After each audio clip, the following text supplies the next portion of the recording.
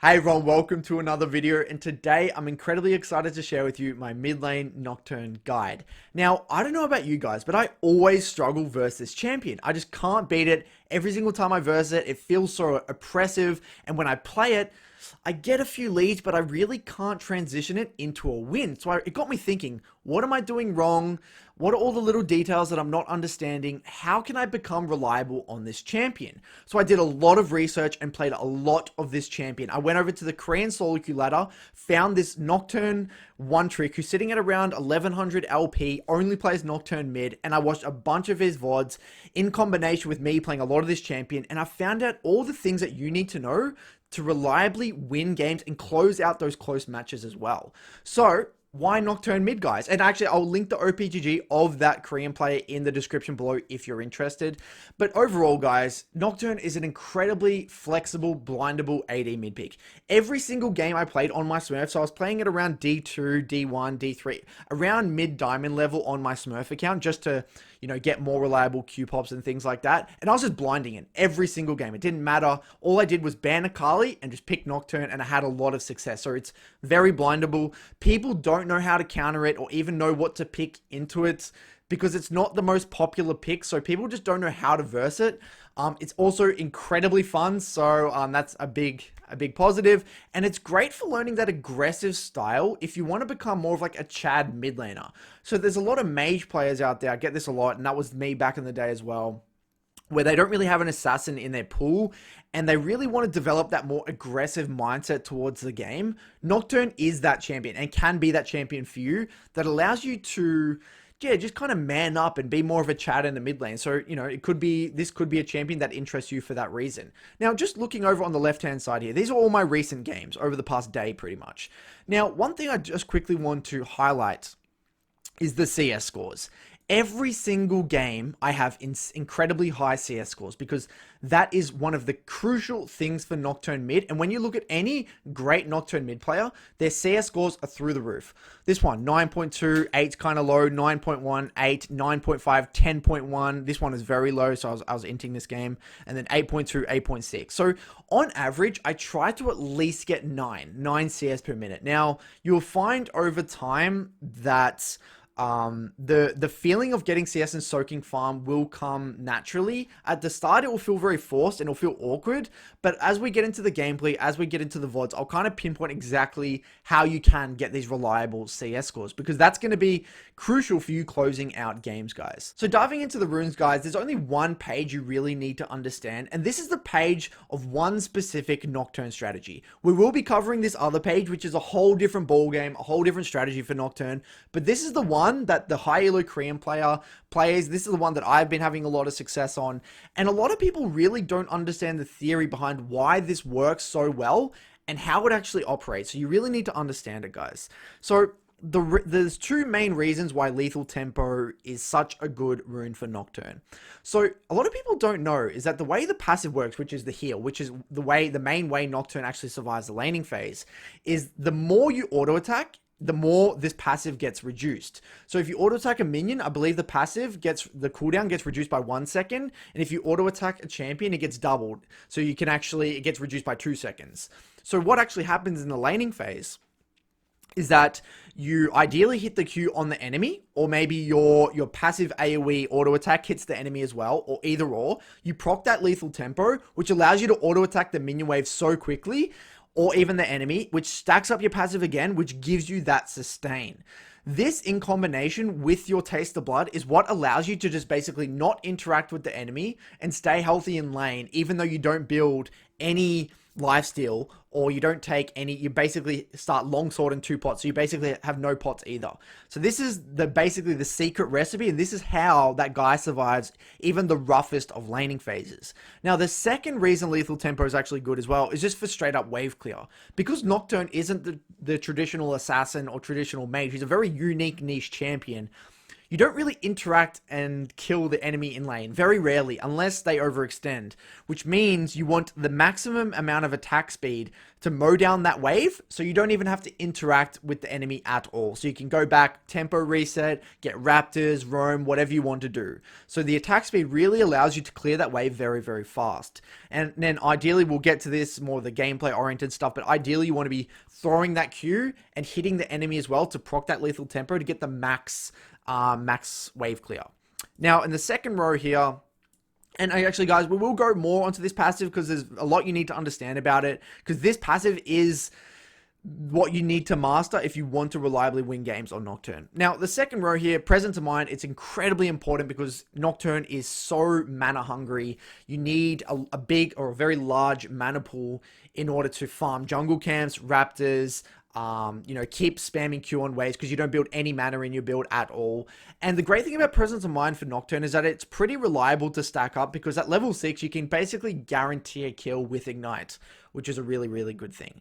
Now, this row is very misunderstood, and I think the difference between the good Nocturnes and the bad Nocturnes really understand this. Because attack speed synergizes so well with this specific Nocturne style, and we'll get into the build as well, because it's not burst, it's actually more sustained damage. That's why you build Black Cleaver so early. You shred people in combination with Lethal Tempo where you exceed the attack speed limit. All this great things with Berserker Greaves, that sort of thing. Legend Alacrity just synergizes so well with the whole identity of this specific build. And it's a big misconception that if you see a lot of CC that you go Legend Tenacity. Because a lot of the time, if you think about it, Nocturne's going to be coming in from the angle, waiting for self-peel to already be used, and more importantly, you can block any main form of CC with your W, and you build Edge of Night anyway. So between the two spell shields, you're not really going to get much value out of this Legend Tenacity. So I would say 95% of the time, you should be going Legend Alacrity, unless you're literally versing just ridiculous CC, which even then, it's just like, come on, it's a bit out of control. Then you want to finish with coup de grace, coup de grace, whatever. I know some of you roasted me for saying it coup de grace. I don't know how to say it, man. Coup de grace, whatever. For, one-shotting people and, picking them off. Pretty self-explanatory. You can go cut down if you're versing very tanky teams, but again, I found coup de grace to be the most effectively. And then secondary, Taste of Blood, that's going to help you with the sustain in lane, which is very crucial. And Ultimate Hunter, obviously, because you're such an ultimate-focused champion. Now, the reason you don't go attack speed in lane is because you need that extra adaptive force for wave clear.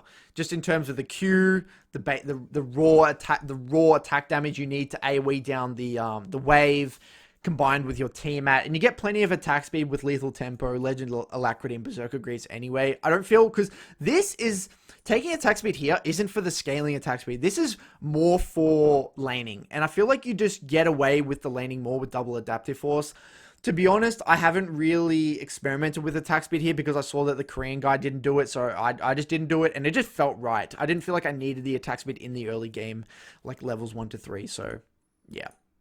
Moving on, so this is the second rune page, which is a completely different way of playing Nocturne. This one's less about, if you want to go this style, this means you're versing a lot of squishies, and you're basically just going for the one-shot build. Now, why I'm actually not a fan of this specific style of playing Nocturne is because I feel like when it gets to mid to late game, when you can't one-shot people, your side laning is much worse. If people build tanky, you're kind of screwed.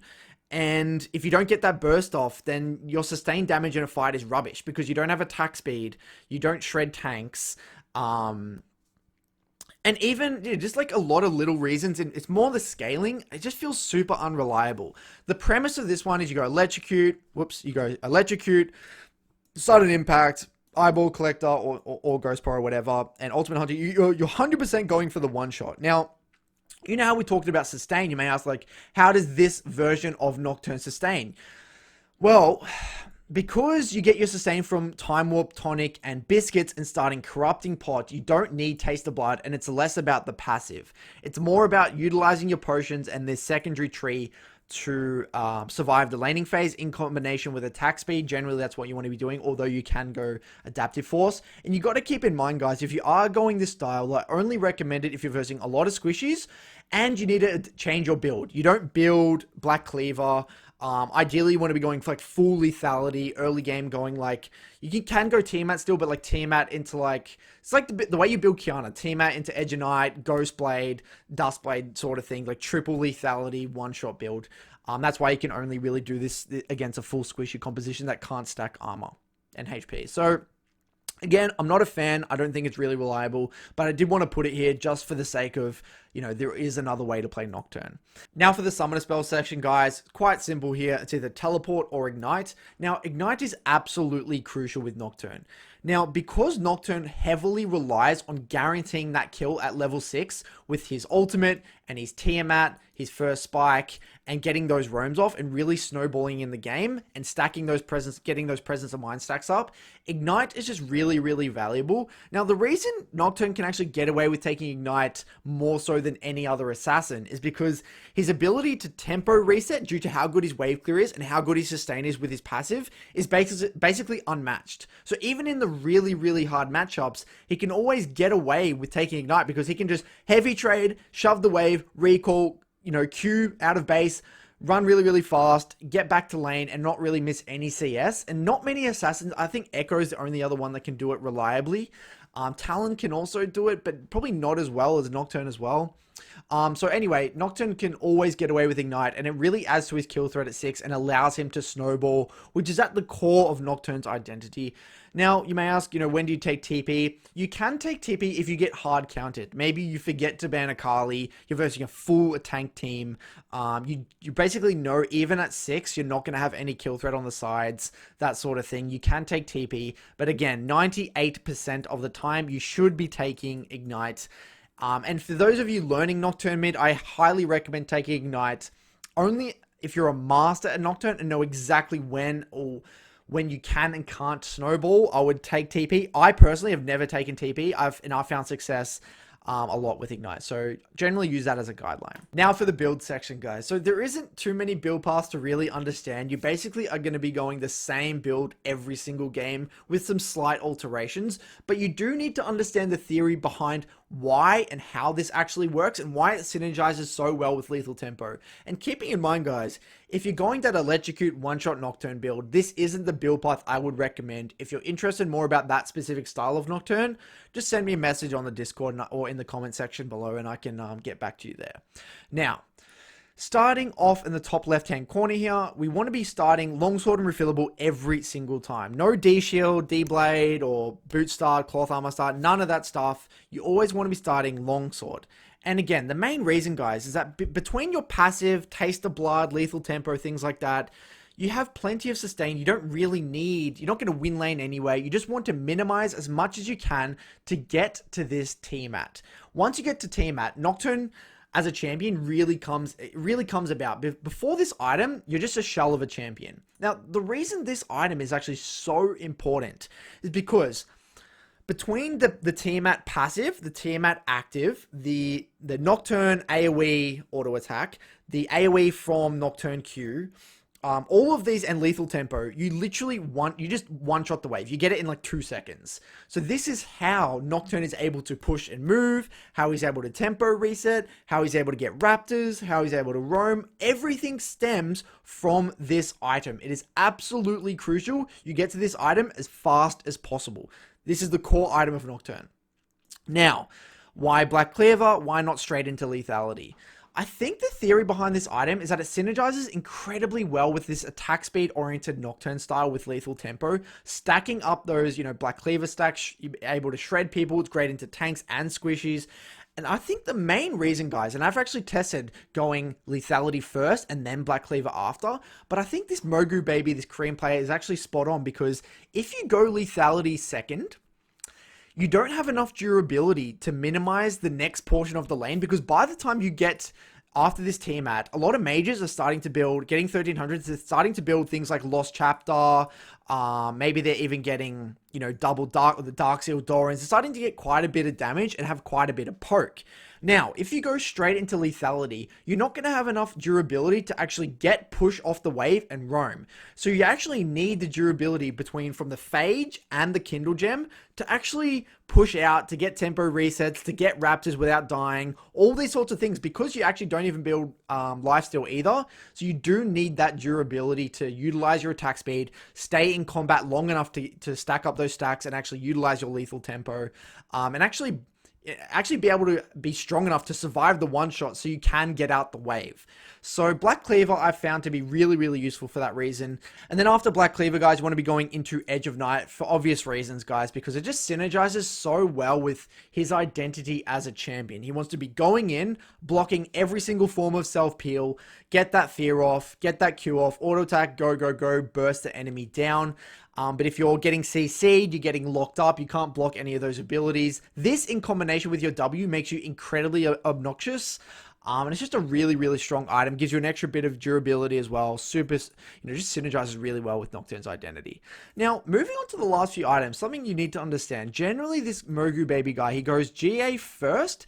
Then, what he actually does, if you are versing a very burst-oriented team, he does go Sterak's, but what I've actually found the most success on, and I've actually kind of adapted this a little bit, is you go GA, and then before getting Sterak's, you actually get Stopwatch. You get another Stopwatch for that last fight, because Nocturne generally doesn't get anywhere past this item. It's actually very rare that you get a full build on Nocturne, because the game generally ends once you get Black Cleaver, you have Tiamat, Black Cleaver, Edge of Night, GA. At this point, you're generally playing for the Baron, you're playing to end the game. If you need that extra bit of damage or extra bit of self-peel to end the game, he will go for a second Stopwatch before he actually gets Sterak's, and I've actually found a lot of success with that as well. And you never get to the point where you upgrade this Tiamat. You literally just sit on it. And yes, if you do get to late game, you can upgrade that to whatever you need. Tiamat, the Ravenous Hydra for more sustained, or the Titanic for more burst. But a lot of the time, you literally just don't get to that point of the game, because if you have got to that point of the game, you haven't done your job in snowballing and leading to a victory.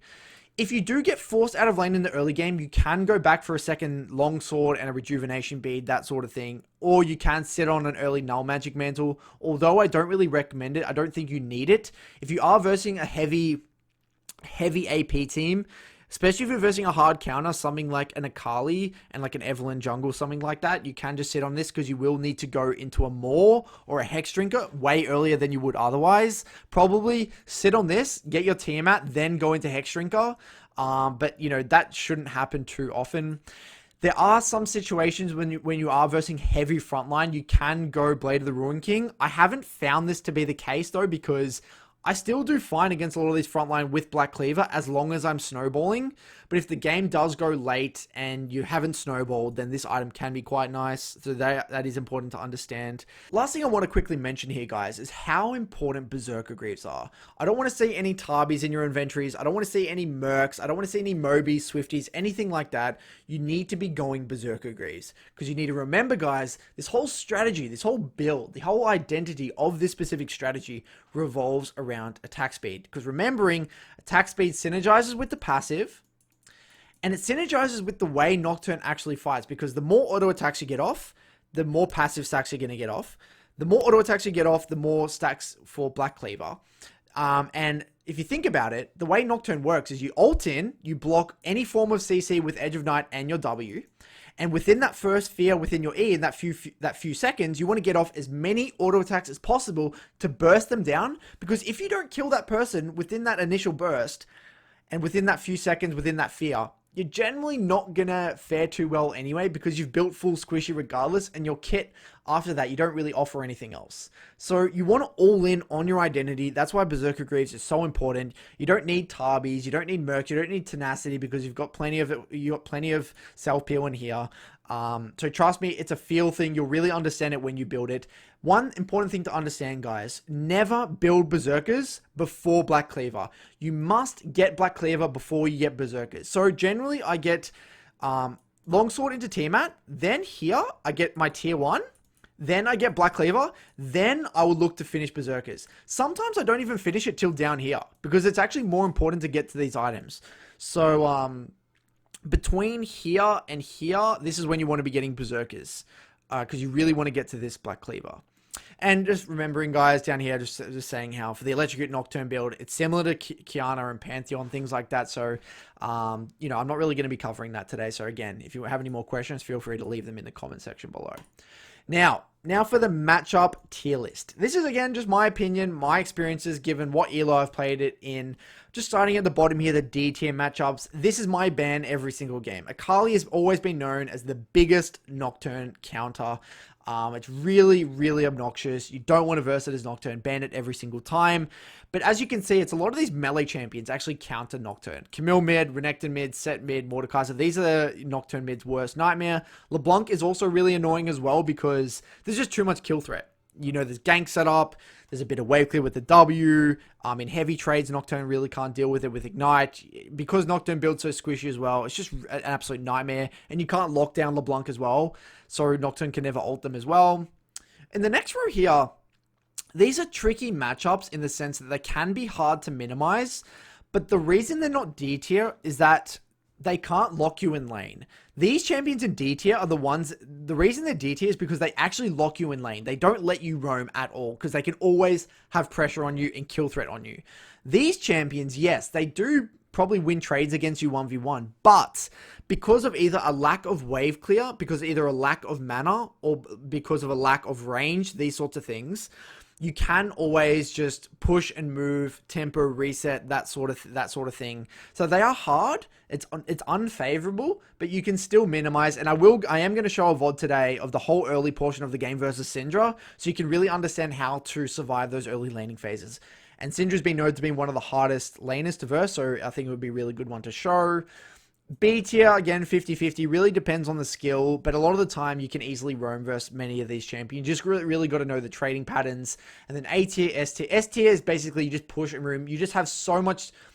They're just essentially, without, I don't want to swear, but they're essentially your bitch. They can't do anything to you. You can push, you can kill them. They have no threat onto you. You get raptors whenever you want.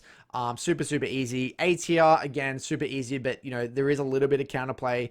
But overall, Nocturne has a lot of good matchups in solo queue because, again, Nocturne isn't countered by 1v1s. Nocturne's actually countered by 2v2s. Nocturne hates junglers. Nocturne's not a bad 1v1 champion. He's just really vulnerable to ganks, and I will get into later on how you actually counter Nocturne.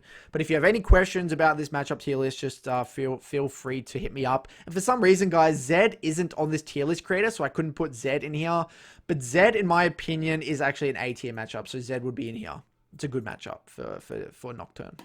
So now for my take on Nocturne's identity. Now, the first point here, guys, is that Nocturne is a living, walking vacuum. You literally go around the map and you're like, oh, I want that camp. I want that one. I want that wave. I want that one. I want my raptors. You just take everything. You take every single camp. And the great thing about Nocturne, in my opinion, is that even in mid-game, just because even after the laning phase, you can take Krugs, you can take Gromp, you can take Wolves coming off resets, you can clear the jungle. If you're coming off a reset and you've actually aced the enemy, you can take the enemy jungle camp super quickly. Because you're wave clear and you've got so much AoE with your passive and your Tiamat, you just kill things fast. So I've found this is the best analogy. He's a walking, living vacuum. And it'll make sense when we get into the gameplay. Thrives against champions with limited forms of self-peel. So any immobile champion that has very little self-peel is just an absolute goldmine for Nocturne because I just can't get him off of them. That's why champs like Ashe, Draven, Miss Fortune, Orianna, any of these champions with very limited self-peel, with very limited mobility, are just the best to verse. Thrives in chaotic, fast-paced games. Because Nocturne is so ultimate reliant and relies on, you know, going in the fight, killing someone, getting out, if people are blowing flashes all the time and heavy trading, it actually creates more roam opportunities. It creates more kill threat opportunity in mid-game. Just overall, it's just really good because people are going to be split. Bases are going to be not synced. People are going to be low mana, no flash, no sums. All this great stuff. Just beautiful for Nocturne. Thrives with multiple forms of AP. So ideally, you actually have AP support, AP jungle, or even double AP jungle and top. You know, but even just one is fine, but then the more the better. Heavily ultimate reliant, pretty obvious. Loves being within multi-threat compositions. Now, this is something that not many people talk about, but it is important in my opinion. Okay, so when you're in a composition where, say, Nocturne also has like a Rumble top or a Vlad top, like another carry, a really hard carry somewhere else in the team, Nocturne loves that because then the enemy has to worry not only about Nocturne ult and peeling Nocturne ult, they also have to think about that other champion. So when the enemy knows if Nocturne's the only form of threat, so everyone else is weak and only Nocturne is strong, and they don't have to worry about anyone else, all their attention and their itemization, everything can be all on peeling Nocturne ult. So they'll build things like GAs, Zhonya's, they'll group all the time, they'll play around the ultimate, it'll be really, really annoying. But then when I found, like, okay, if I'm fed but I get another side fed, they can't just play around me. They have to itemize for this fed Vlad as well. So they can't just stack Zhonya's, build armor. They also have to deal with that other guy as well, who's stacking Rabadons or something, you know? So I found that multi-threat is great for Nocturne. Loves the side lane for a few reasons, actually. Because Nocturne can actually create man advantage fights so easily by pushing and moving. Also because he can make picks in the side lane with his ultimate, and also because he can actually farm in the side lane better than anyone else, because he can get the wave so quickly, he can get Krugs incredibly quickly, he can get jungle camps incredibly quickly. All these reasons, he's great in the side lane, prefers split fights rather than group fights, because again, if everyone's grouped, it's really hard to get access onto the key carries because they're going to be standing next to their front line. Ideally, you want everyone split up all over the place so they can't really react. Everyone's chaotic, running around like headless chickens, they can't see anything. And then, yeah, it's really easy to get picks. Needs to push the pace of the game. So you can't take a backseat as Nocturne. If you get ahead, or when you get ahead, because you will get ahead, you need to always be doing something. Which side am I playing towards? Which objective do we need? Can we get Rift Herald? Can I invade the enemy jungle? Can I take the enemy jungle camps? Can I get mid plates? What can I do? You always got to be finding a way to push the pace of the game. Needs to value farm incredibly high because he's very item reliant. If you autopilot, you're not farming efficiently, you're missing CS, you're playing like a bitch, whatever it is, you're just not going to find the strength of Nocturne, because again, the biggest strength of Nocturne is the biggest strength of Nocturne is that you're a vacuum. Vacuums can soak up farm, and if you're soaking up farm, you're going to get to items quicker, which means you have more threat, which means you're going to kill people on your ultimate even more so. So very important. Now, these are for the juicy tips. These are very important tips, guys, okay?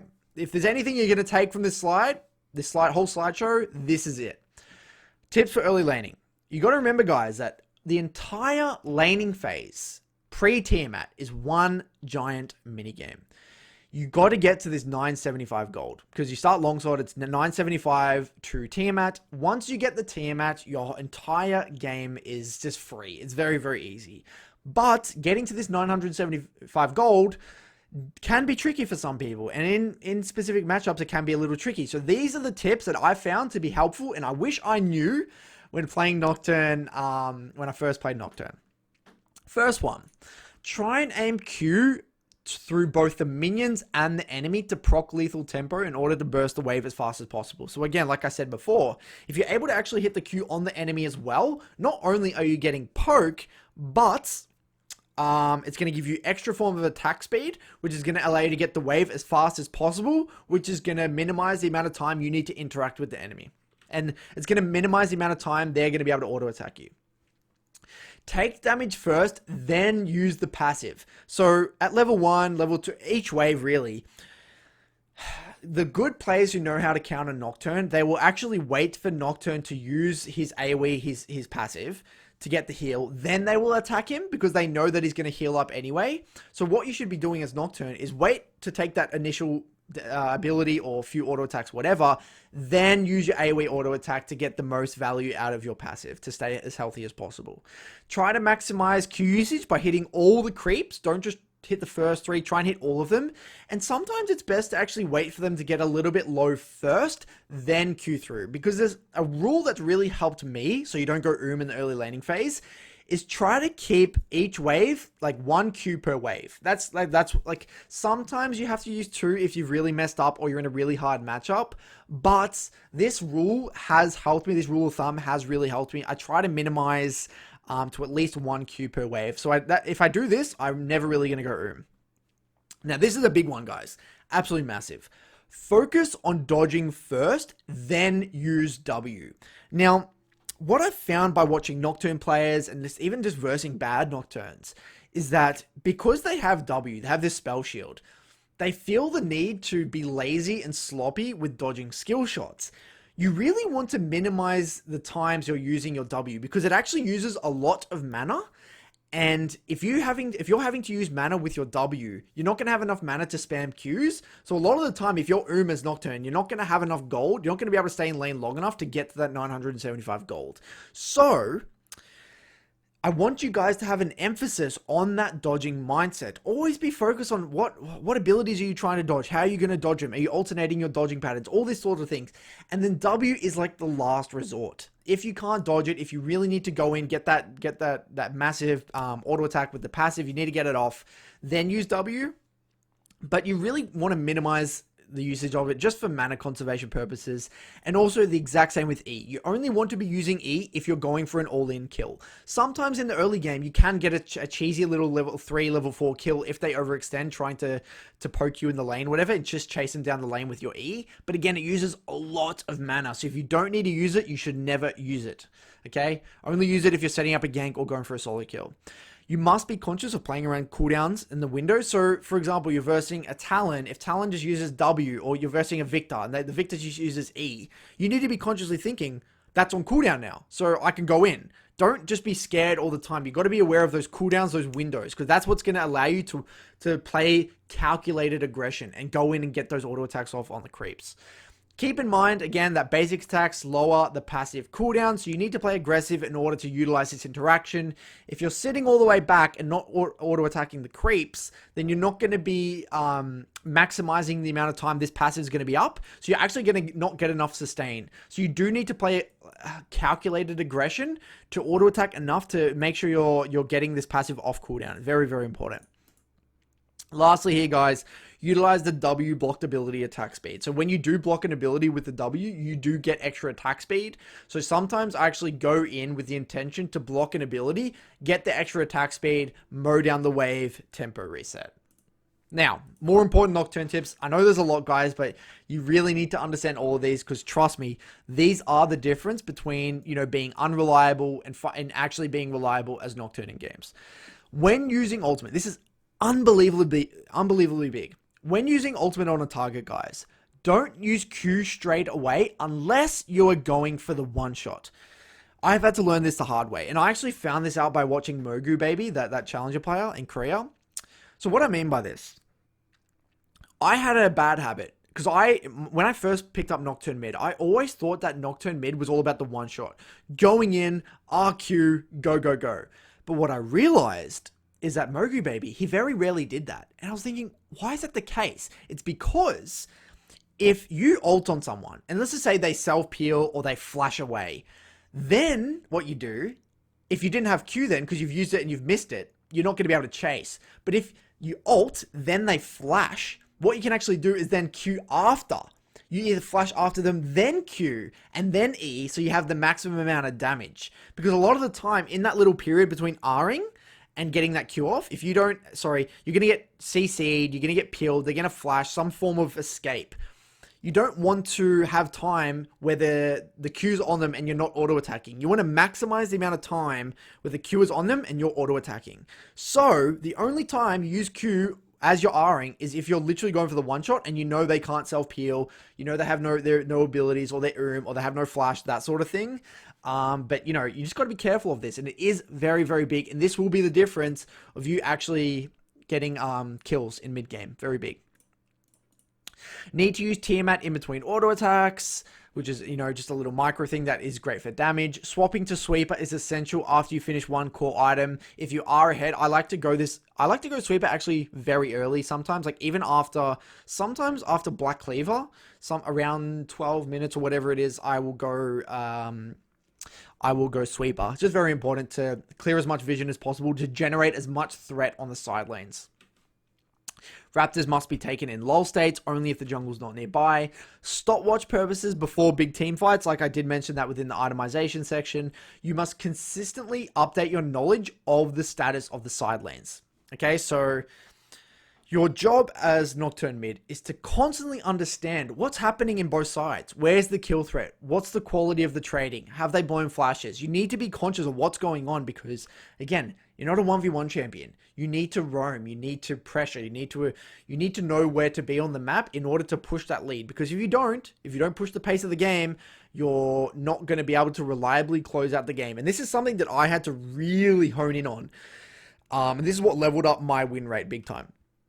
Flash timers are OP for Nocturne. You'll see in my VODs, I always time Flash on Nocturne. I try to, every single person, because I know if they don't have Flash, my threat level goes from here all the way through the roof. Overstaying for gold is actually viable. Now, this is another interesting one. This is very, very interesting. Now, a lot of champions that you hear me in my coaching, within my guides, I'm always big on tempo. And I say, don't hit tower, it's a waste of time, whatever. Now, with Nocturne, it's very different because gold is so important on Nocturne because you're so heavily item reliant. But more importantly, damage on towers is so big for Nocturne because between your Q and your attack speed, you shred towers. You get towers so incredibly fast. But also, if you can burn those first 3 plates mid, which means that when you do get Rift Herald, you can break mid in the game really early. The game just booms. If you can break that mid tower, that mid tier 1 tower early in the game with Rift Herald, because you've already got few of those plates, I can't even explain to you how much threat and how much that will explode the game. Because you're going to be able to push them all the way to tier 2 now after that tower.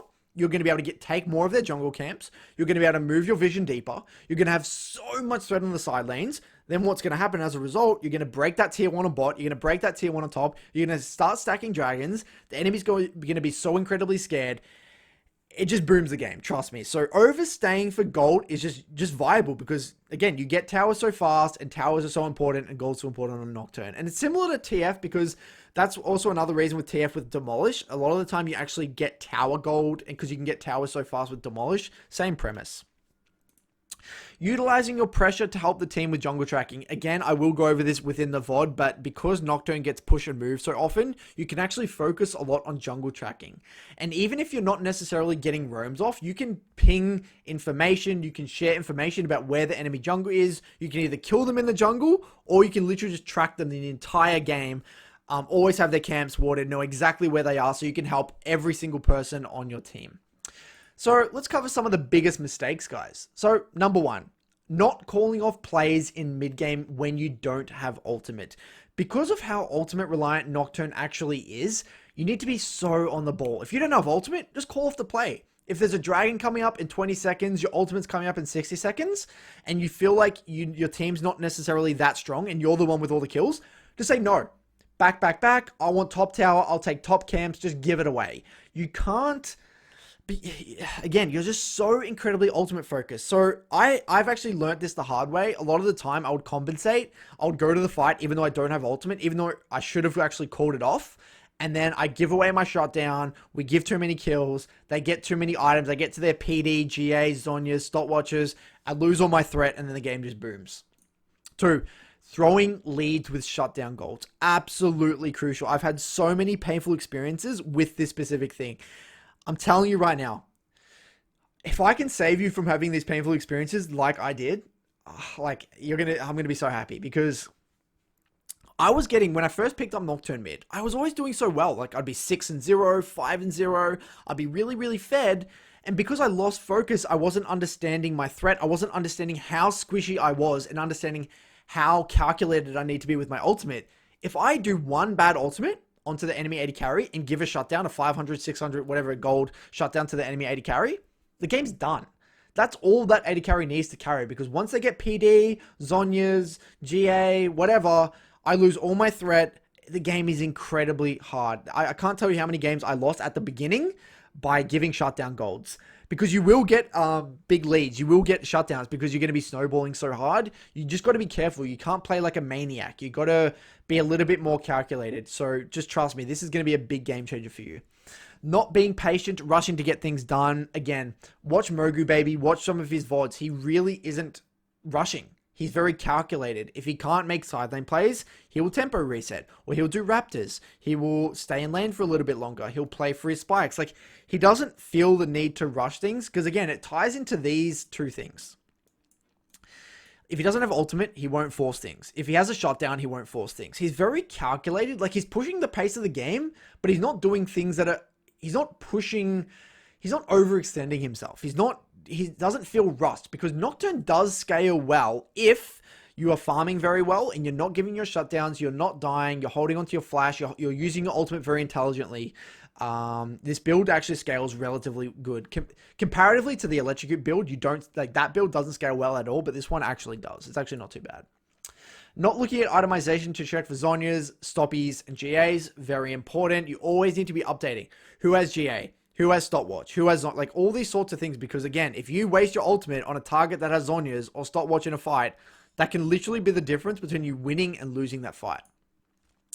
Using R too late in fights. And I'm going to show you an example, guys, of how to use R properly. But a lot of Nocturnes don't understand how good the ultimate is.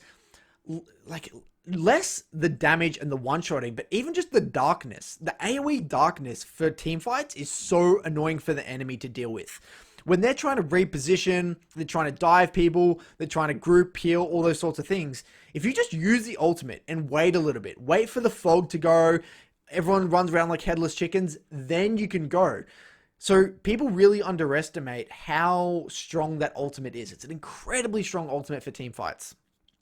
Or they actually go in too early with the ultimate and they don't understand that they're way too split from their team. Like, they get just too excited, like, oh my god, I'm so strong, I can go in one-shot someone. Yes, they get that kill, but they die on the back end. The team's so split, and then trade 1 for 1, it's just not worth it. Finishing tier 2 boots before Black Cleaver. Again, if you're finishing your tier 2 boots before Black Cleaver, you're going to considerably ruin your item spikes, and it's going to be a pretty bad time for you, so keep that in mind. Next one here, not calling for rifts with early pressure. Again, because you're going to be getting a lot of tower damage solo, because you get a lot of tempo on your opponent, and more importantly, you are going to have a lot of push and move, a lot of pressure, a lot of river control. Calling for those early rifts is a game changer, because again, guys, we want to be pushing the pace of the game. We don't want to go into lull states. We don't want to let the enemy scale. We want to utilize our pressure to get things done. So make sure you're calling for rifts. And if you don't call for rifts, you're just asking to get outscaled. You're asking to lose the game. And last one here, guys, you need to be hovering Nocturne in draft, because people need to know that they need to pick AP. So if you're maybe last pick in the draft and you haven't hovered Nocturne at all, no one's going to pick AP for you. So you're going to find it really hard to get good comps. Like what I found in Diamond Elo anyway, is if I hover or blind pick Nocturne way earlier in the draft, my team adapts and they pick AP. That's because I'm in Diamond. I don't know what it's going to be like in Platinum, Gold, Silver, but just get in the habit of hovering Nocturne, so you know it will increase the chances of people changing the pick that they're actually going to play to get that damage spread down. Now for the Nocturne item journey. This one's relatively simple, and it will, you know, I have kind of covered this before in all the other slides, but just to round it out quite nicely here, again, you're not strong, but you're not weak. You're kind of just average at this first item, your first base. Then you get relatively strong at Tiamat. You get another trough down here as you're building Black Cleaver. Then you get incredibly strong with this Black Cleaver Tiamat spike. Then there's another little dip here, and then once you finish this Edge of Night and you finish your GA, you just turn into an absolute animal. So again, ideally what we want to be doing is getting to this Black Cleaver and Tiamat spike as fast as possible.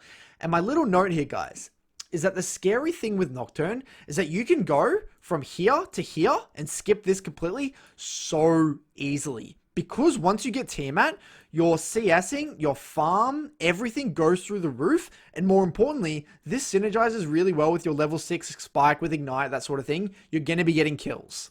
So between the kills, the CS, the farm, the jungle camps, all that sort of thing, you'll find that you will skip over this so quickly and you'll get to this item. Now that is what allows Nocturne to be so effective in solo queue, because if the game was played really slow, you couldn't take jungle camps, or you weren't good at side lane awareness, you weren't getting off those side lane roams, you're going to be here for ages, people are going to catch up, and by the time you get to your Black Cleaver, you're really not going to be that strong anymore. So again, guys, this is why farming, and this is why Nocturne actually is so strong in solo queue, is that you can literally go from here to here in the quickest time possible. And when you get to this and this, you can literally get to this super quickly as well, because you're just so strong. Now, just quickly want to cover jungle combos here, guys. Again, AP junglers that can play for control and aren't reliant on ganks are the best. These are these sorts of junglers where, again, they're not necessarily ganking mid, as long as they're kind of getting vision control, looking for invades, controlling objectives, that sort of thing. I found these to be the best. And my personal favorite is Nidalee, because I'm always pushing mid, right? If I always push mid, then Nidalee gets to free roam, invade all the time. I can always back her up, especially at 6 as well. We can invade the second buffs. We can stack dragons. We can get Rift Heralds. We can dire sides. There's so many things we can do. Conversely, the other way you can look at it is buying time. So that's what I've got here. 2 ways to look at it. Buy time for scaling or play hardcore pressure. So this is where you can buy time. So if you have an Evelynn on your team, the way I like to view it is I'm just going to play for myself, play very greedily, always push, but not necessarily to do anything with this Evelynn, but buy enough time to give enough control for my Evelynn to get to her key spikes. Because once Evelynn can get to Runic Echoes, she can take over a game. But the tricky thing for Evelynn is getting to that point. Same thing for Sedge and Zac. Like, I just feel like buying time for them. I don't necessarily want to do anything with them. I just want to use my pressure to buy time. So either you're getting pressure and you're playing the pressure game, backing them up, or you're buying time for these people to scale. My favorite are these 3 pressure AP junglers. Again, Lee Sin, Rek'Sai, all the other junglers, they do work, but ideally AP junglers are the absolute best. Now for countering Nocturne, guys. So the first point I really want to highlight is that vision control and threat junglers like Rek'Sai, Lee Sin, and Kha'Zix that really understand that Nocturne has to walk up aggressively to trade. That is the most reliable way to counter Nocturne, because what junglers don't understand about Nocturne is that it's like Yasuo. You have to literally walk up in the lane. Like Yasuo uses his dash, his E over the minions. He has to go very, very aggressively. Nocturne also has to literally go up in melee range with his Q. He has to go into the middle of the creeps to AoE, use his AoE on his passive to get the max value to stay healthy in the lane. If he's too scared to walk up in the lane and Q, and the jungler comes from, if he's too scared and he can't utilize his passive, then he's either going to be slowly chunked out, he's never going to get a tempo reset, and he's going to get incredibly far behind. So if you're duo with a jungler, you're playing Clash, whatever it is, get your jungler to control vision in the river, and then tell him to sit there. Say, hey, sit there, Nocturne will walk up, and you'll see it any second. Nocturne's going to walk up, Q the wave, auto-attack the wave. That's where you can jump on him, blow flash, and then, Nocturne's game is so incredibly hard. So junglers are the way to counter Nocturne. Now, proper itemization. I want to see stopwatches, I want to see Zhonya's, I want to see PDs, I want to see Steraks. Any form of itemization that can minimize that burst is the way to go. Because if Nocturne doesn't get that burst kill within that fear, it's going to be incredibly hard for Nocturne to operate. Staying grouped for objectives. You want to be staying grouped as much as possible. Nocturne loves, like I said before, when people are split up, when people can get picked. So just group 5 mid is a really great play. Making plays when Nocturne ult is down. So when Nocturne's ult's down, he really can't do anything. So if you notice that Nocturne's ult is down before an objective, most likely you're going to be able to fight that objective. Don't be scared when Nocturne's ultimate is down. Like, he's literally a shell of a champion. Holding self-peel abilities. Now, the higher elo I've gotten with Nocturne, what I've realized is that the better players hold their self-peel. So if I'm versing a Zed, they won't use W aggressively in lane post 6 because they know that I can just kill them, chase them down.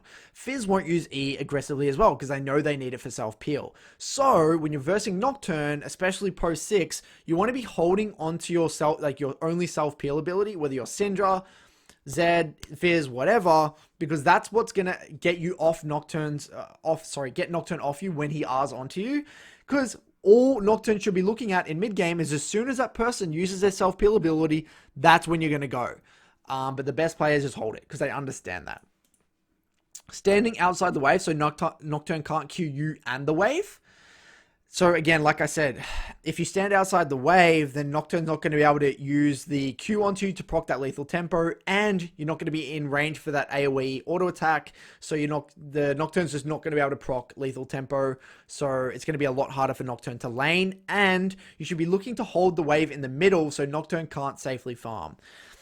A lot of the time, a lot of players actually try to push in Nocturne, and that's actually good for Nocturne if he's in a hard matchup.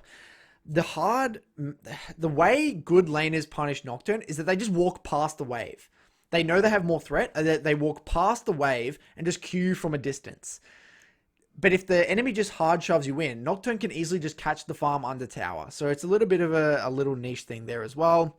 Lane wards also very valuable to see which side Nocturne leans onto, and that was my last point. So again, it's similar to when you're versing Twisted Fate. Lane warding can see which side he leans onto, so you can actually have plenty of time to ping out where Nocturne's going to be, what side Nocturne's going to lean to, that sort of thing.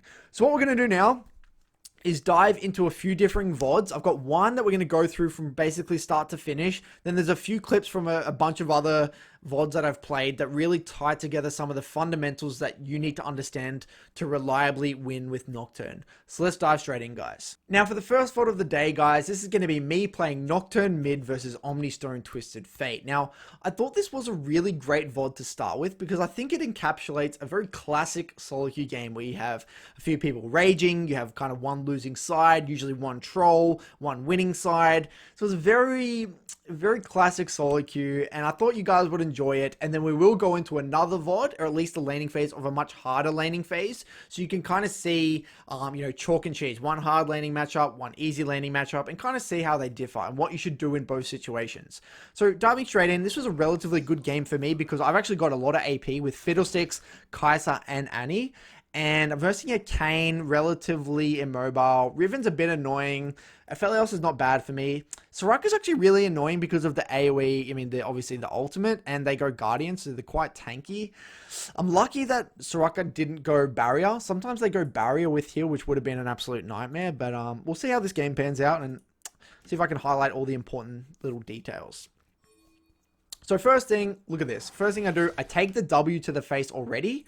I throw my Q through the entire wave, and because I've already taken that bit of damage, I'm ready to use my passive. Now, in terms of positioning in the lane, what you want to be doing is positioning yourself in the middle and getting the max amount of minions hit by your passive. Yeah. Ideally, it's even better if you can hit the enemy as well with your passive, which will proc the lethal tempo, which will allow you to get the wave down relatively quickly. Now, my mindset on the first wave is I don't mind taking a few auto attacks because, again, my passive will heal me up. I'm going to proc my lethal tempo. I'm going to get the wave relatively fast. And if they waste time using mana and auto attacks on me, they're actually going to take minion damage. So the trade won't even be that one-sided. And their minions are all going to be screwed, and they're probably going to miss a lot of minions on the tower.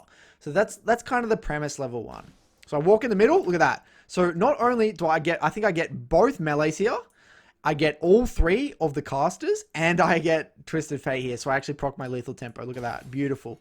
And then I auto attack down some of these melees, reposition away, so I'm not just taking auto attacks the entire time. My passive's back up, so I walk back into the middle of the creeps, ideally the casters, to get the second passive off. Beautiful. And AoE then down as well. And considering that, I took like 3 auto attacks, a W to the face, and look, I haven't lost any HP.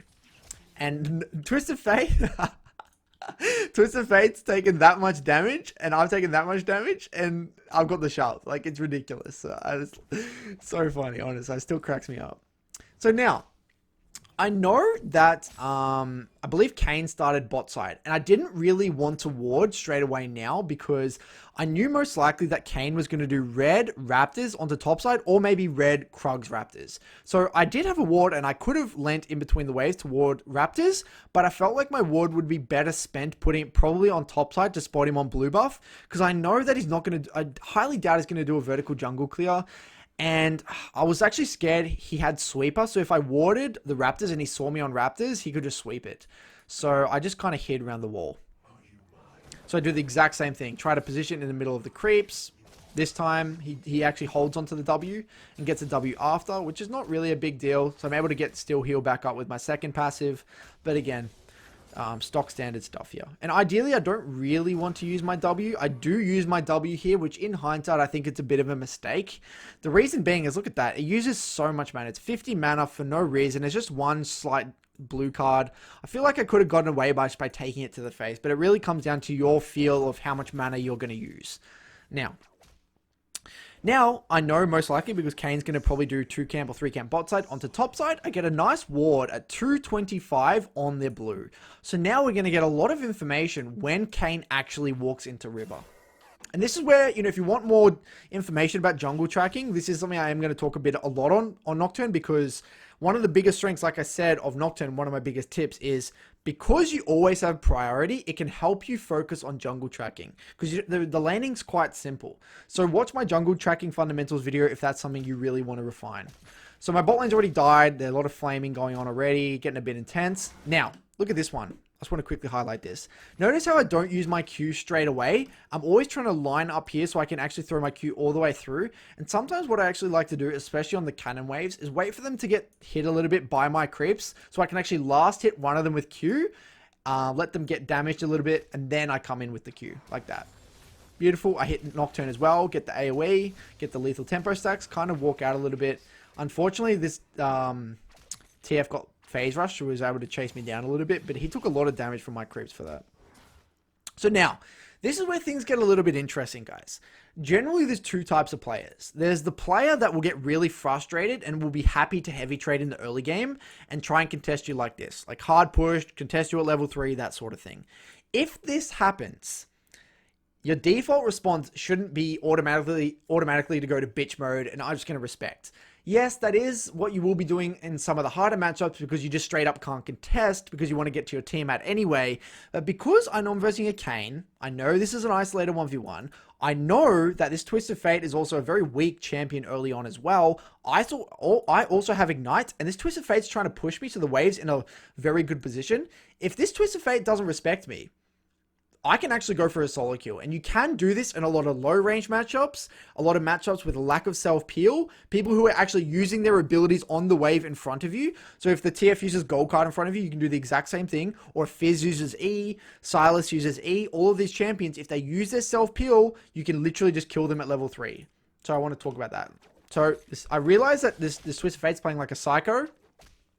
Doesn't want me to get shoved in. I'm like, all right, you want to do that? So I'm able to chase down. I spell shield the W, and I can just get a free kill here. This Twisted Fate doesn't realize that, again, pushing in Nocturne like this is really bad. And like I said, it's actually harder for me to lane if the wave's in the middle. Remember I said that, how to counter Nocturne? Because I'm actually completely okay with catching the wave here. You can't punish me under tower because I can just Q the wave and one-shot it anyway. All you're doing is overextending yourself. I've already got plenty of vision. I'm not afraid to all in you. You're just making yourself vulnerable. So any of these champions with low self-peel, you can do this. And as soon as I see this, he's overextended, he overstepped. I can walk out with my E. Beautiful. Ignite, just kill. Super easy. Got another stack for my presence of mind. Beautiful. I get the wave down, use my lethal tempo stacks. Get that position in the middle to use my passive on all of them. And now I see my Garen kill Riven, so I know I have a winning side. So I go back, even though I just need to wait in base for a little bit for my 975 to actually get that Tiamat.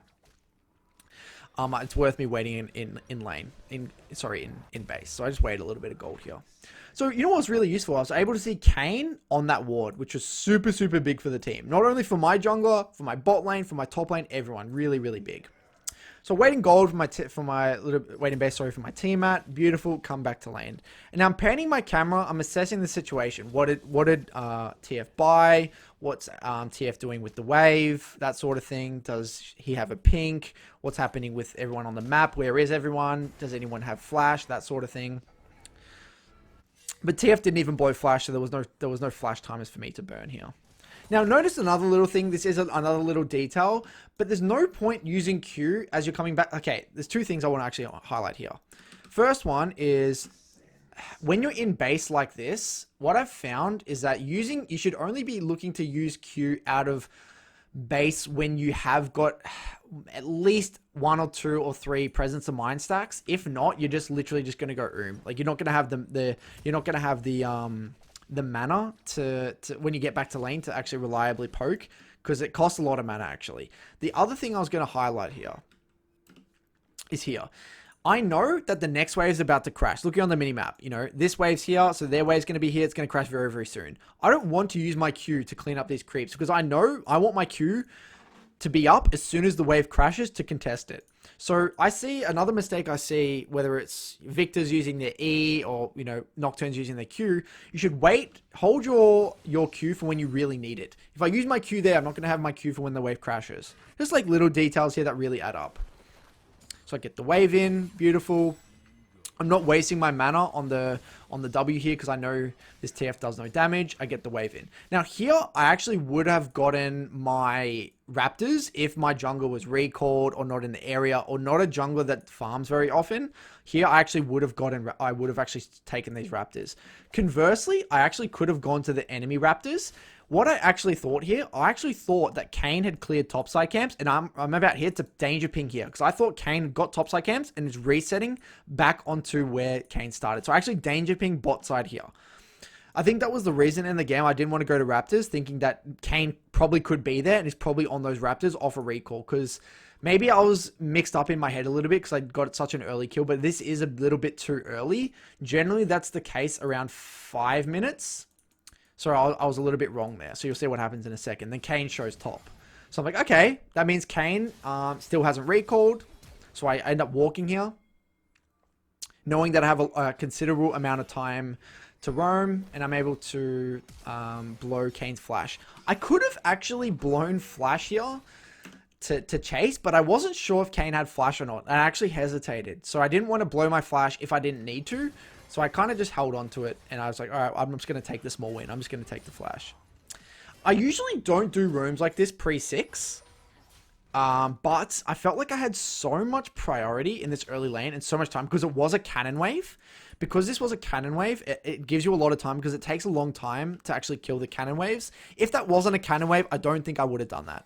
Because I believe my intention here was just to potentially just scout out any wards or see what was going on. I don't think my intention was to do anything. Because I don't want to poke under tower. I always want to be out of vision to at least exert some form of pressure. So anyway, I blow that flash, I go back mid, and now I know 100% that Kayn is going to be back onto bot side off that recall. And I actually time that flash here. 9:30 jungle. I missed 2 creeps here, I believe. Panning bot to see what's going on bot. And he's kind of getting, this guy, AD carry's getting tilted. Get the wave in. Again, my default response every single time is trying to get this wave in as fast as possible. So now I know that Kayn's on bot side somewhere. So what I wanted to do was get a ward and spot out this Kayn. I know he's probably going to be on Krugs, most likely, because usually they go to Krugs, then they go to Raptors, then they go get a ward and things like that. So I chuck a ward on the Raptors just to spot out. And then I end up using the Scryer's Bloom here just to spot out Kayn, just to confirm my suspicion. And there was Kayn on the Krugs. I actually should have taken Raptors there, to be honest. I don't know why I didn't take Raptors. I probably could have taken it, but maybe I just wanted to keep mid shoved in. So I go back mid, get the mid wave shoved in. Beautiful. Baits out my W. Then I see Kayn. Kayn actually gets sweeper and sweeps my ward, which is really annoying, but at least we do see Kayn. Like, regardless, I was able to see Kayn on the Krugs, and I was able to see Kayn on the Raptors, which is going to give a lot of information to my team overall. And notice here how I'm not just sitting in the notice how I'm not just sitting in the lane. I'm always out of vision. I'm always trying to exert some form of pressure, some form of threat, because this is where the pink ward is. Now, I actually think in this situation, by the way, just looking at this in hindsight, I actually probably should have lent topside right now. I know that my Garen's winning trades. I could have dived top here, to be honest. I think this could have been a dive opportunity topside. I don't really know why I lent bot side. I think my default response was to lean bot side because that's where the vision was. And because there was a lot of pings and a lot of flaming going on bot, so I was thinking, oh, maybe I need to help them or whatever. But that's wrong. I actually should have lent topside, and I maybe could have dove top here, to be honest. Because Garen was taking really good trades. So it was actually my mistake there. I maybe missed an opportunity. Even though actually, seeing this now, he's actually not taking good trades, but ends up solo killing him, I think. So I end up leaning topside, saying I'm on my way, and he ends up solo killing him. But anyway, I think I could have influenced that beforehand. Now, I ping Scuttle, always pushing in mid, and then Kayn shows top. Guys, so what do we know?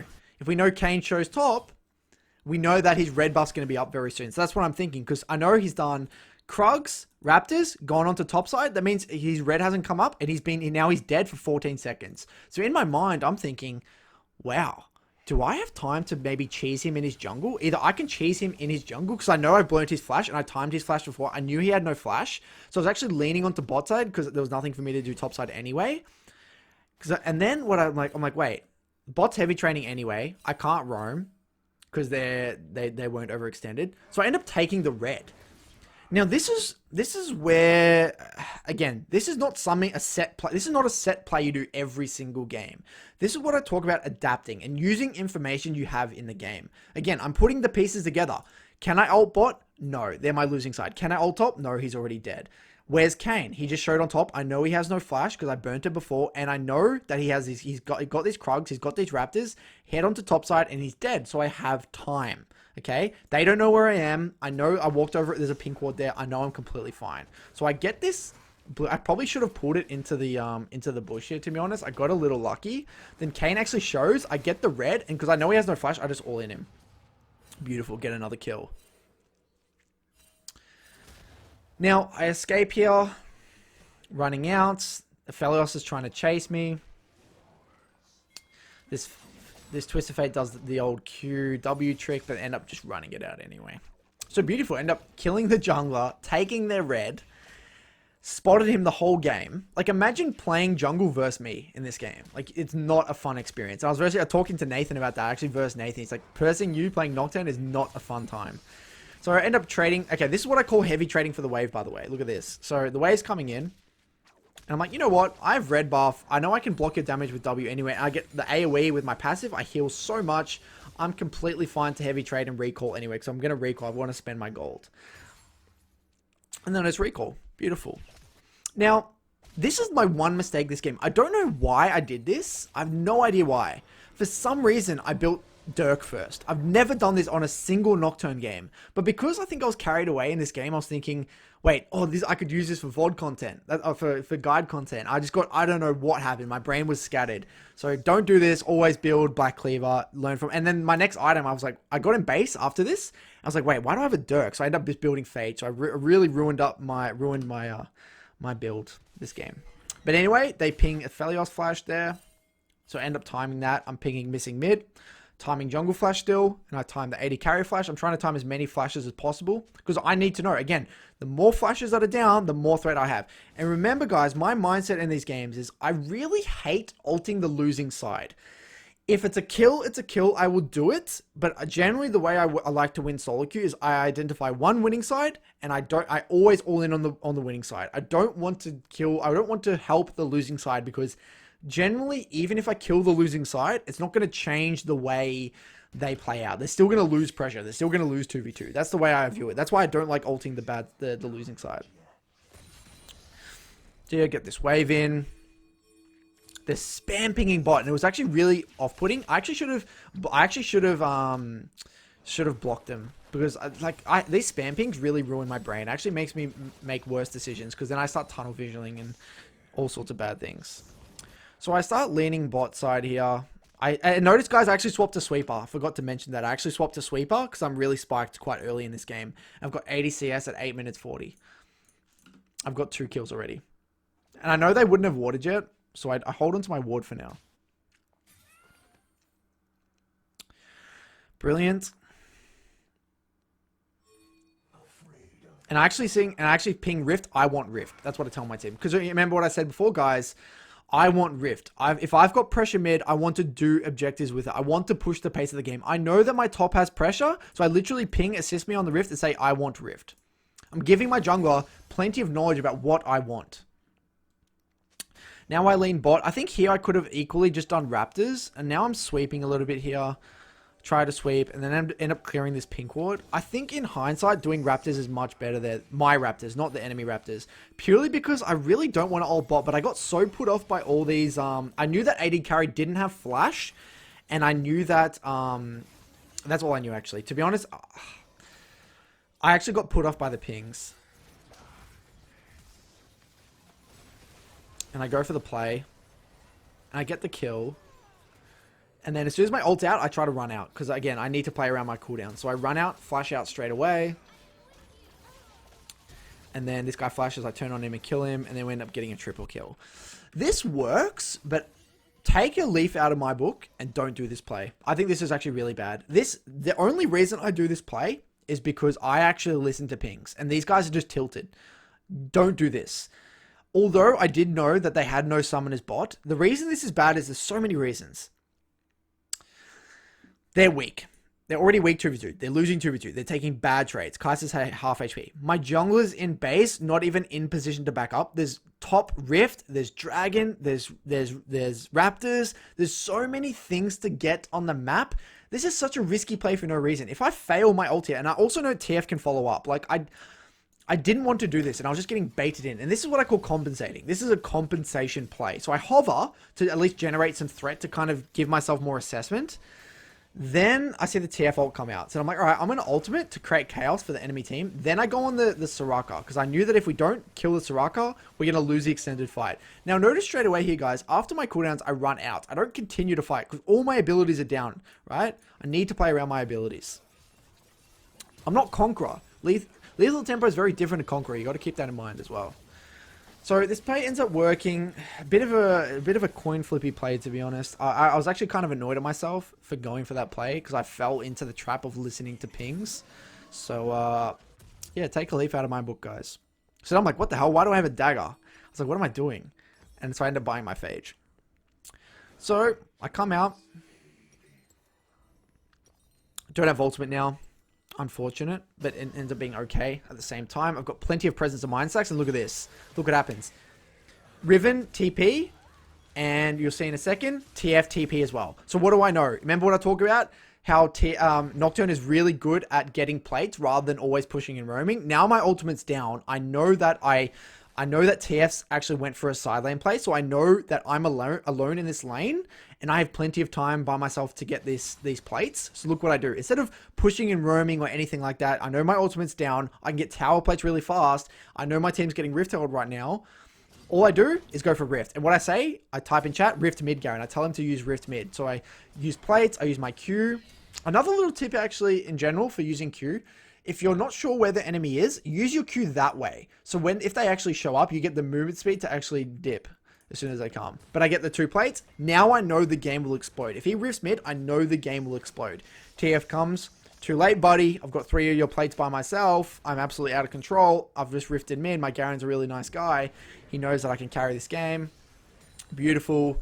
Getting the plates by myself. And now that's the Nexus. I actually just view that play as a Nexus. So now I'm leaning onto my strong side, okay? I'm placing deep wards on top side. I know I want to translate my lead top. I was actually pinging top here, but then I pinged my ultimate and then pinged back because I realized I didn't have my ultimate. I thought my ultimate was up. So I go back mid, push and lean, push and lean. That's my premise this game, push and lean. And I know when I don't have ultimate, I don't really want to commit to a side lane play. So I get the wave in, knowing that I want to play to my strong side. I know that I've got plenty of vision on top side. I've got my sweeper here. So I think you see me, I'm pinging my ultimate cooldown. I'm using my sweeper on the way through just to make sure there's no wards here. Blast cone, because I know Garen's also going to take good trades. So I sit here out of vision knowing that this isn't warded. So I just chill. And then I see Kayn bot here as well. 100% isolated play. Beautiful. As soon as he shows, I go for the play here. Now, this is actually a mistake. I actually should not. I thought we were just going to 100-0 him. I thought like Garen would ult and just kill him. This is a play where I should E. Just E. So what you do is you R, then E. Don't Q. Wait for him to flash, and then I Q after and chase. Because look at this. Then he goes. I'm so lucky that... Because notice this whole time, I'm very lucky I hit it. Because he could have flashed straight away as well. And like... I get more movement speed by chasing him. I get like movement speed for a longer period of time if I use the Q afterwards and stick onto him. So I get that kill. Nice play. We get top tower. Really snowballing now. Got my Black Cleaver. I get a pink ward. I get... and notice how I don't finish this whole time. Like, I still haven't got my Berserker Greaves, but I'm completely fine with that. I value pinks. I value my Black Cleaver, that sort of thing. So I come back mid. Twist of Fate goes bot again. And I just make my way down to the play. Notice how I'm using buttons a lot. I'm using my buttons, clicking on the map. I'm always trying to soak up as much information as possible about what's happening in the side lane. Again, this is a bit of a not the best play for Nocturne in the sense that I'm not playing around my ultimate. But I just knew that it was going to be an extended fight. The enemy was getting desperate. So anyway, get a few plates here. Go back mid, shove out mid again, and now I want to be in the side lane. So what actually happens here at some point, I just kill, okay. What happens here, Nocturne, Twist of Fate overextends, I swept all the vision, I know he's by himself, so I'm able to get a nice little burst here, burst kill here as well, another kill. And then we end up getting bot tower. Beautiful. Skip over this a little bit. Now, this is where things get juicy. I say in the lane, in the chat here, me top, Kai'Sa mid. I'm controlling the lane assignments. If you want to carry, transition your lead, you need to control the lane assignments. I'm pinging the next objective, telling my team play for Rift, pinging my ultimate, giving them as much information as possible. Timing flashes. I know AD has no flash, so I press Z to see the chat history, to actually scroll up and see what information there is while I'm in these lull states, because there's nothing else for me to be thinking about apart from assessing all the information. So I time flashes here. I get Krugs on the way through. I know that my team's not here. And notice how I don't ultimate this Riven. This is what I call discipline play. And this is what I learnt from all my times of throwing. When I see someone overextended in this situation in high elo, my default response is, they're not idiots. They don't do this for no reason. Yes, if you're on your low elo, people overextend, you can make these side lane plays without a lot of information. But maybe this guy's just baiting and Kayn is sitting in the lane and they're just going to take my shutdown. I don't want to give my shutdown. I need, especially to a Riven or a Kayn, they can take over a game. I need to be very careful. I know I have no vision. I don't know where Kayn is. Soraka probably has ultimate. I'm not willing to risk it. To be honest, I'm really not willing to risk throwing my lead. So I just walk in lane and I'm playing patient.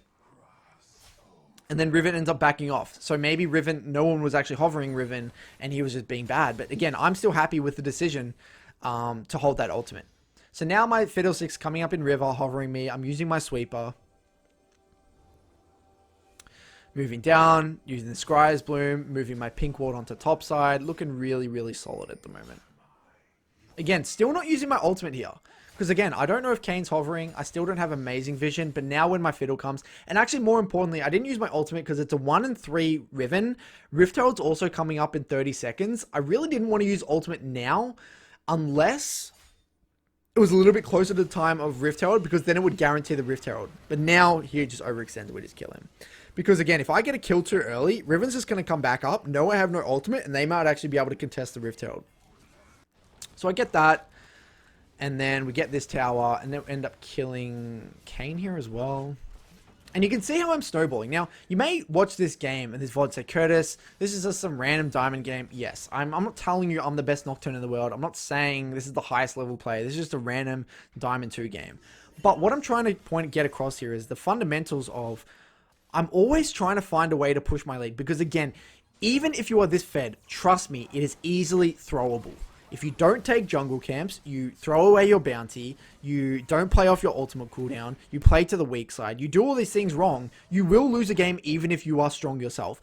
Nocturne isn't a 1v9 champion. Similar to Twisted Fate, you're not a 1v9 champion. You need to do the proper process, and I'm going to tell you, you're going to save having these painful experiences that I had because I got into this point of the game. I lost so many games where I was 6-0 because I was sloppy. I lost focus. Even though I'm 3 levels up on this Twisted Fate, it doesn't matter. A lot of games are very losable. So now look what I do here. I buy Stopwatch because I know Stopwatch when ahead is OP. I'm building towards my GA. And that's actually sometimes the first portion of the item I buy, even before BF Sword, because Stopwatch allows me to really push my limits. So coming back out, what do? If we're in a lull state, my default response is jungle camps, jungle camps, jungle camps, jungle camps. Look at this, boom, Raptors. Because there's no objective. Dragon's not coming up yet. Next, Wolves. Then I go back to mid, get mid wave. And because I've got mid wave, got plenty of vision, I'm sweeping vision. Sweeping all this vision. Beautiful, beautiful, beautiful. Keeping mid shoved. And in these situations, I don't use ult unless they're fully committed. I don't want to, if my teammate gets caught, they get caught. Then I wait, then I use ultimate. I wait for the enemy to engage. And then we have a nice little AoE here. Fiddle ult, me. We just go ham. To be honest, I actually could have killed Soraka as well, but I thought I was tanking tower. Fast forwarding a little bit, we end up getting this inhib. And what do? On the back end, every single time I make a play, I always take their jungle camps. That's what I did when I was on top side as well. I took their Gromp, I took their Wolves. Here I'm going to take their Raptors. I'm always taking jungle camps. That is how you get absolutely out of control. That's how you deny all their farms. That's how I'm 3 levels up on Twisted Fate, because I've got a ridiculous amount of farm. 203 CS by 20 minutes. And this is how Mogu Baby does it. Mogu Baby does the exact same thing. And this is what I had to learn from him. This is how he closes out games. This is how he reliably win games. I get more jungle camps. I never skip jungle camps, even if I'm far ahead. Okay, that's a big mistake. People of Firehead, they always skip jungle camps even coming out of base. You don't want to do that. So, what I do here, I push out the waves deep, and this is how you can guarantee a win. What you do, if you want to play for Baron, you push out this top wave, you push out this mid wave really, really deep. You begin to sweep through, sweep all the vision. As soon as the jungle shows on the opposite side of the map, or you see them reset, you see they're really, really far away, then you just turn on the Baron. Then I see Kayn go into Krugs. So what's my default response? Boom, I'm going to Baron. Ping the Baron, we get the Baron. Beautiful. Now, we end up going for a dive play here. I thought we could just straight up dive with Fiddle here. I don't know why Fiddle didn't ult here. Maybe I just went too deep. This play ended up being okay. Fiddle ult was so late. Like, I did this knowing I had GA, but we just went too hard, I think. Went too ham. And he threw. I think here in hindsight, the best play is I just shove out top and we just play 2 lanes and play patient. But I thought we could literally just dive them and kill them. But this is a perfect example of being too far from my team. I think I'm just way too far from my team right now. Because Fiddle can't ult here. I'm just too deep. This is on me, actually. And then look what I do. I come back. I take their jungle camps. I take their wolves. I take their gromp. And I buy a stopwatch. Because I know I'm going to end off now, and I see this Mogu baby do this a lot. Instead of just buying Sterak's, working towards Sterak's, you just buy another stopwatch, because it's going to help you in that next fight. So then we end up just pushing down and getting the win, basically. So nothing too special. So what I'm going to do now is I'm going to show you another early portion of a game to really kind of, because this was a very easy lane matchup. This Twisted Fate really didn't know how to verse Nocturne. And this was a little bit high elo. This other game I'm going to show you is a bit high elo, and kind of show you how I navigate a much harder matchup. So stay tuned, guys. So this is a game where I'm playing Nocturne into Syndra, and this Syndra's actually gone Phase Rush with Exhaust. So a very defensive style of playing Syndra. The other way is the Electrocute with Ignite, which I probably think is a little bit better into Nocturne if you do want to counter Nocturne. I end up doing this ward for Kindred, knowing that I'm probably not going to have pressure level 1, so I end up using my ward level 1. I do that sometimes when I feel like I'm just not going to be able to push in this champion. Because Syndra's level 1, level 2, level 3 is so strong, I just don't think I'm going to do it. So you'll notice the theme of this lane is that I'm always alternating my dodging patterns. And I'm really, really focusing on dodging, and I'm not afraid to take a bit of damage. So I wait for the minions to get a bit lower, conversely, rather than just going in straight away. I last hit them with Q. I try to hit Syndra as well to proc the lethal tempo, but I felt like I couldn't really fully commit here. So I'm really focusing on dodging Qs. I'm playing the lane a little bit slower, because I know I can't fully contest. Then, look at that, I actually see Kindred do the vertical invade, because I know jungle tracking really well. I know jungle pathing, sorry. Kindred does a vertical jungle clear. Sometimes to punish scaling junglers. So I walk up here, I wait for Syndra to use Q. Look at this. I do the alternate dodging pattern. So last time I dodged backwards and I dodged sidewards. This time I run straight forwards, knowing that Syndra is going to compensate for my dodging and put it a little bit behind me to guarantee to hit it. So I mix it up and I walk straight forward. This is what I mean by alternating your dodging patterns. And then I know her Q's down, so I try to hit the Q on the minions and her to proc the lethal tempo, stand in middle of the minion wave, and use my passive on all of the creeps. And then I back up a little bit, focus on dodging that Q, so I dodge another Q, pan my camera to see the situation, and then I come here. For some reason, I think my jungler just misplays this, and he gets really greedy trying to kill, and then end up trading 1 for 1, which should never have happened there. I could have easily just killed the Kindred, but it happens. But anyway, again, my goal in this lane in the mini game is to get to 975 gold. Once I get to 975 gold, I can always minimize. So look at that. I walk up very deep in the lane. I try to get as many as possible. I take a bit of damage, completely fine. If she's out of range, I'll always try to get another auto attack to get that passive. I walk up to hit as many minions with my passive again. I last hit with Q sometimes because it's a cannon. I really, really need to do it. I just committed a sin there using 2 Qs on the 1 wave. But again, this is one of those lanes where it is very hard. So I didn't really feel like I had a choice. And I didn't want to miss that cannon. So now I've got that wave in. It's going to come bouncing out. So I'm just playing very patient now. I've hit the wave in. It's going to bounce to me. I just got to be patient. I'm not recalling yet. I still got 1 more pot. And I feel like I can stay in this lane for 975 gold. Alternate my dodging pattern, walk up a little bit, hold my Q, because I don't want to push here. I don't want to Q the wave here, because if I Q the wave here, it's just going to be stuck in this really awkward spot where I'm going to be unable to freeze it if Syndra chooses to freeze it. So I decide to just walk up and auto attack rather than Q. Play very patient. Because I do want the wave to come out to me a little bit. So you've got to be very intentional with where you want the wave. I'm really focusing hard on my dodging patterns. Incredibly hard. So now I'm completely fine. The wave's slow pushing to me. Slow building into Nocturne. I mean, I'm completely fine seeing this under tower. So I don't mind this at all. Don't dodge that one, unfortunately. I missed a Q on Syndra as well, which is a little bit annoying. Walk up, take all of them, stand in the middle, get that big auto attack. Q. Boom. Look at that heal. It's crazy. Look at that. Look at this heal. Boom. Got that lethal tempo proc by hitting the Q on the Syndra. Weaving as many auto attacks as possible. I'm really trying not to spam my W because I know I'm going a little bit I'm only using it if I really need to. I'm trying to limit using it. So I'm getting very close to finishing my mini game, guys. I'm 800 gold. I need about 100 more gold. So what you're going to see in a second is I'm going to play for a heavy trade and tempo reset. I know that if I just tempo reset on this next wave, I'm going to be able to complete my mini game. So look what I do. Q all the way through. I don't care if I take all this damage. I use my W if need be here. Boom, W. If he E's me, I don't care. Use a full combo, whatever you want. I really don't care. Base, look at that. Cool, man. I'm just going to recall. Ideally, you do that when the next wave's a cannon wave, but because I knew that I had already enough gold for my Tiamat, there was no need.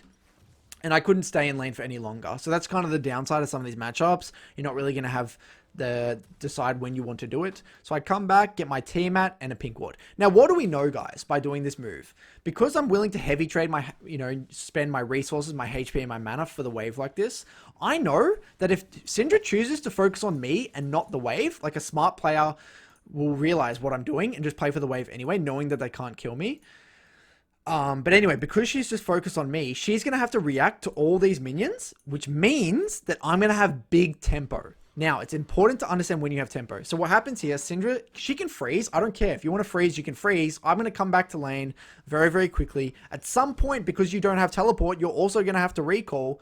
So I recall instantly, get my Tiamat, I get my pink ward, and my default response, I pan my camera mid, and I know that Syndra's still in lane. So what does that mean? I pan top. I know I probably can't really gank bot. I pan bot, see the situation. I know I'm going to have tempo mid. So I can do something with my move. I can either take the enemy raptors. I can take my raptors. I can get deep vision. I can gank a side lane, whatever I want to do. So I'm timing jungle flash. I'm coming back in the lane here. Beautiful. And notice how, again, I don't use my Q on that wave. I don't use my Q on that wave because I know I can just quickly get it with auto attacks and my Tiamat active. And then I save my Q for the more important wave, this next wave, which is the cannon wave. Beautiful. Come out. I see Kindred on top side on those Krugs. So look what I do here. Beautiful. Get the wave in. Bang, bang. Hit 6. Roam with my tempo. This is what the cheetah recalls, tempo recalls, whatever you want to call it, does. I put my pink here. I clear a pink.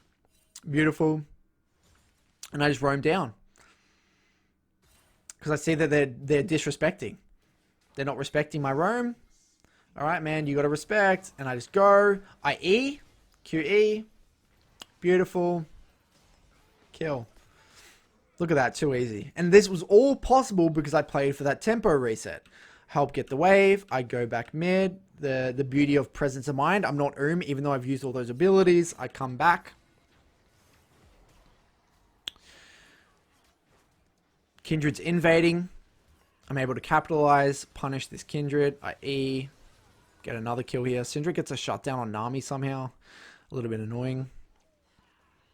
Dodge Q. So I'm in a really good spot here. Got my Tiamat, got my tempo reset. This is where the lane gets a little bit tricky when I don't have ultimate. So I have to play a little bit more patient here. So bit of a lull state at the moment. I'm kind of just waiting for Syndra to push me in right now. There's no real need to heavy contest here because even if I get priority, it's not really going to allow me to do anything. So I'm waiting for the wave to come into me a bit so I can play for a reset. Last hit the cannon. Wait for the wave to come in a bit.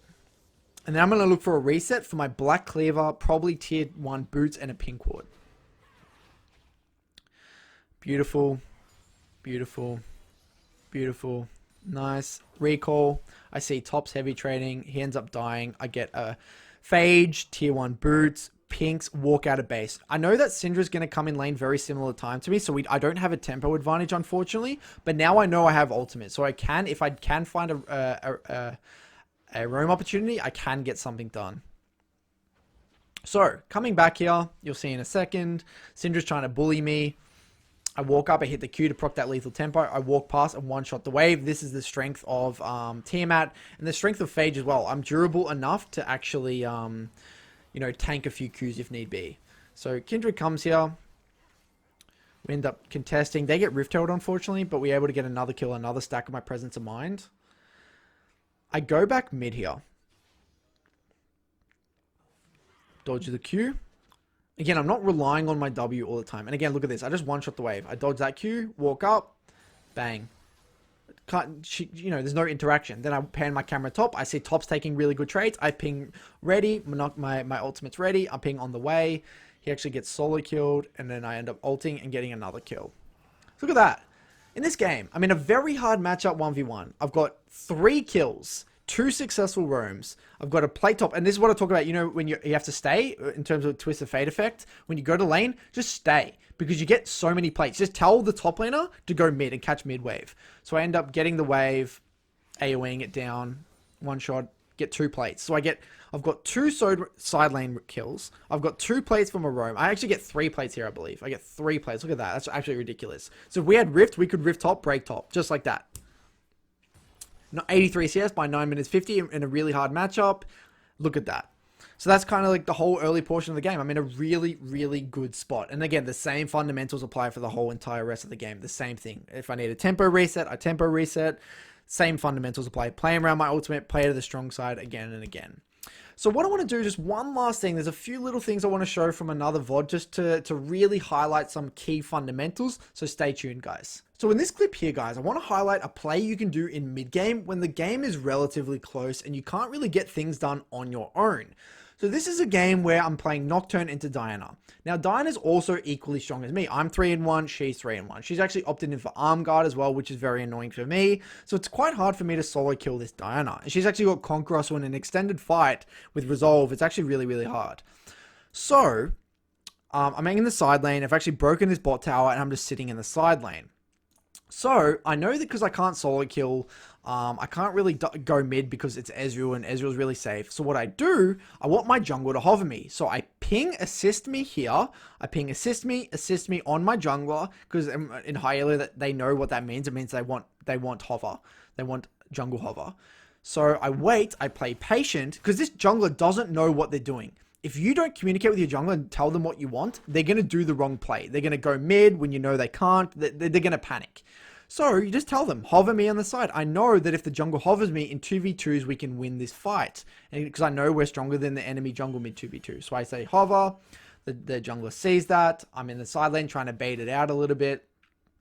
Wait for her to come. And then I go in the fight. And notice how I don't use... Notice here how I didn't use Q straight away. I was waiting for her to jump, then use Q. I thought my fear was actually going to go off, so I thought then I could Q. But she ended up going at the perfect time, unfortunately. But the Q ended up still working, but the premise still exists. So I just thought that was a really nice play where you're just taking a little bit more control. Because if that didn't happen, I would actually lose 1v1. I wouldn't get pressure. Diana would probably move up river, and it'd be a whole different ball game. So there's something you can do with your jungler to really push forward your lead when you can't get things done on your own. And the other clip I wanted to show in this one was how to properly use ultimate. So Dragon Fight, 7 minutes 40, very tricky game. Like if I press tab here, it's a very tricky game. In the sense that I can't really burst anyone because I think we're slightly behind, but I've got all the kills. So I know I'm strong, but I can't engage because I have a lot of self-peel. They have a fed, like Renekton's quite strong. Ezreal is actually building armor, that sort of thing. And actually, I believe this Nidalee had Zhonya's or stopwatch. So I was thinking, well, I want to fight this dragon, but I know I can't be the engage. So what I'm thinking is, all right, if they engage, I can use ultimate to give my team cover, because your ultimate can be used for self-peel, and then you wait for them to spread out like headless chickens, then you go. So look at this. I'll play it out, then I'll play over it again. Look at that. So beautiful, man. So notice how a lot of Nocturnes, what they'll do is they'll ult and then go. Like, they would have just gone on this Diana straight away. But I knew that Diana was already going to get bursted. It's better for me to hold my ultimate so they don't know where I am, because I know if I go in, the team's just going to tunnel on me because they want to shut me down. They want to one-shot me. That's what's happening in all the other fights. So what I do is I just use my ultimate. And what this is actually going to do, it's going to make it harder for all their team to reposition and know how to peel. And more importantly, they're going to split up. And when they're split, that's when I go. So I use my ultimate. I hold. Then I go. And there's one shot. So, I just wanted to highlight this because I don't want you guys rushing with your ultimate. It's okay to let the darkness go a little bit, then pick your moment. You got to be very calculated when you use your ultimate, because otherwise you're going to find yourself getting into trouble. So that's the last thing, guys. Hopefully this was a really helpful guide for you guys. I highly recommend trying out Nocturne. It's a super fun champion. I had a lot of fun playing it as well. Let me know how it goes. Cheers. Thanks for the support, guys.